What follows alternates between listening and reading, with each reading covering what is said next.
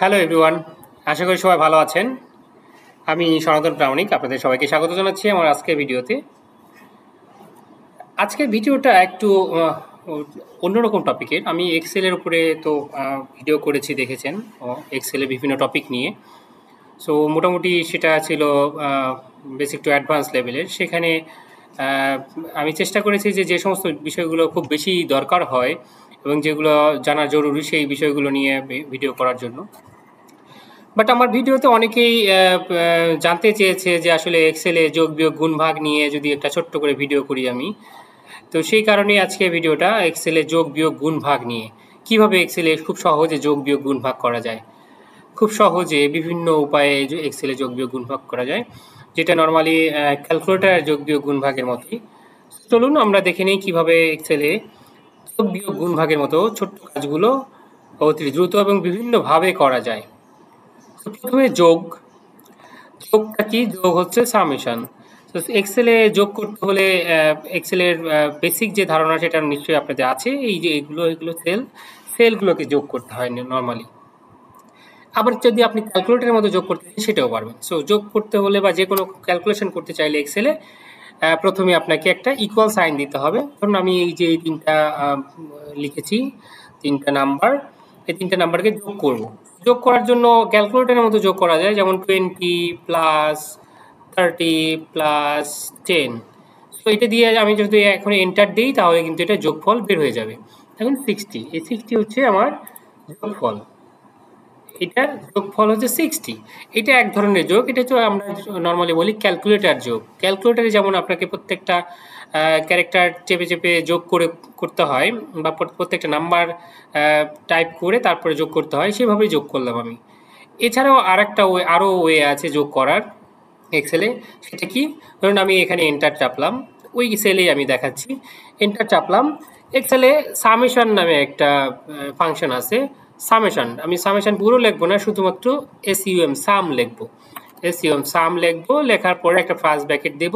দেওয়ার পরে আমি এই ঘর থেকে এই ঘর যেটা, এটাকে বলে সেল A2 থেকে A4 পর্যন্ত সিলেক্ট করে দেবো।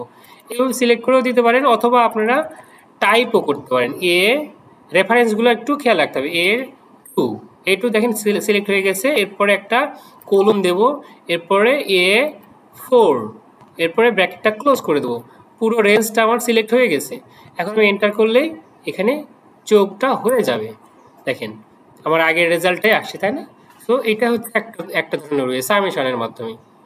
আরেকটা আছে, কোনো কিছু টাইপ করতে হবে না আপনাকে, শুধুমাত্র যে ঘরে আপনি যোগফলটা করতে চান সেই ঘরে কার্সর রাখার পরে আপনি এখানে দেখবেন যে হোম ট্যাবে এই যে এডিটিং এর মধ্যে এডিটিং যে গ্রুপটা আছে, আমার মাউস পয়েন্টার খেয়াল করুন, এই মাউস পয়েন্টার এই যে এই পাশে একটা উল্টা ধরনের চিহ্ন আছে, এটাকে সামেশন বলে। এটা স্ট্যাটিস্টিক্যাল চিহ্ন, সিম্বল। সো সেটা হচ্ছে সামেশন। এই সামেশনে আমি যখন ক্লিক করব তখন কিন্তু এটা অটো সাম হয়ে যাবে। দেখেন অটো সাম অ্যাবভ, আমার উপরের দিকে যে নাম্বারগুলো থাকবে সবগুলো এখানে যোগ হয়ে যাবে। এখানে একটা জিনিস খেয়াল রাখতে হবে, যদি কোনো ব্ল্যাঙ্ক রো থাকে বা ব্ল্যাঙ্ক সেল থাকে তখন কিন্তু তার বাইরে মানে এটা যাবে না, ওই পর্যন্তই যাবে। সো ওটাকে আপনাকে আবার ম্যানুয়ালি টেনে সিলেকশন করে দিতে হবে। এটা আমি যখন এন্টার করবো একই রকমের রেজাল্ট আসবে। সো এইভাবে আমরা সামেশনগুলো করতে পারি বা যোগ করতে পারি। এক্সেলে যোগ খুব সহজ। তিনটা জিনিস দেখালাম আমি, একটা হচ্ছে যে টাইপ করে ক্যালকুলেটরের মতো যোগ করা, আর একটা সামেশন লিখে ব্র্যাকেটের মধ্যে আপনাকে রেঞ্জটা বলে দেওয়া, ডাটা রেঞ্জটা কোথা থেকে কোথা পর্যন্ত যোগ করতে চান, এবং থার্ড ওয়ানটা হচ্ছে যে অটো সামের যে আমাদের সিম্বল আছে সেই সিম্বলে ক্লিক করে অটো সাম করা। তো আমরা যোগটা শিখে ফেললাম, এখন বিয়োগ শিখবো। বিয়োগ কিভাবে করব? বিয়োগটাও খুব ইজি। ধরুন আমি এখানে 30 থেকে 20কে বিয়োগ করব। বিয়োগ করার জন্য আমাকে ইকুয়াল সাইন দিতে হবে। এটা ক্যালকুলেটরের মতো অথবা সেল রেফারেন্স দিয়েও বিয়োগ করা যায়। ধরুন আমি এখানে 30 মাইনাস 20 দিয়ে যদি ইকুয়াল করি তাহলে কিন্তু 10 বের হয়ে গেল। আরেকভাবে কিভাবে করা যায়? ইকুয়াল সাইন আমার 30 আছে কততে? A3 আছে। A3 মাইনাস A2, দেখেন একই রেজাল্ট।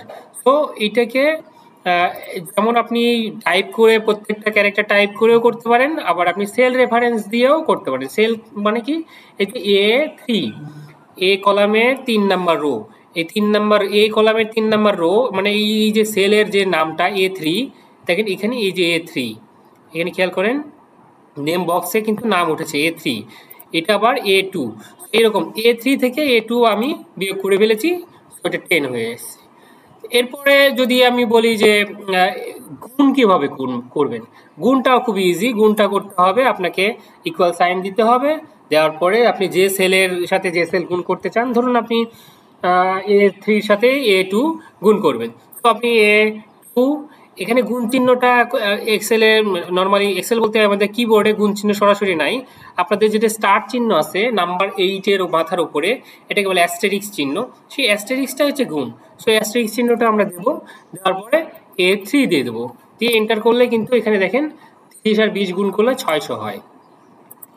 একই রকমভাবে আমি যদি নাম্বার লিখে করতে চাই সেটাও করতে পারি, 20 ইন্টু 30, এই যে দেখেন 600। তো এইভাবে কিন্তু গুণটা করা যায়।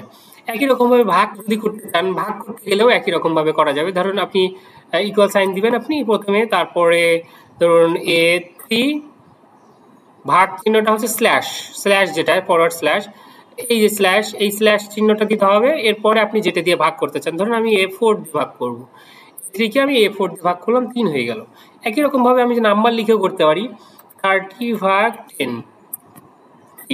তো এই যে যোগ বিয়োগ গুণ ভাগ সবগুলোই কিন্তু আপনারা শিখে গেলেন, খুব ইজি। এটা প্র্যাকটিস করলেই হবে।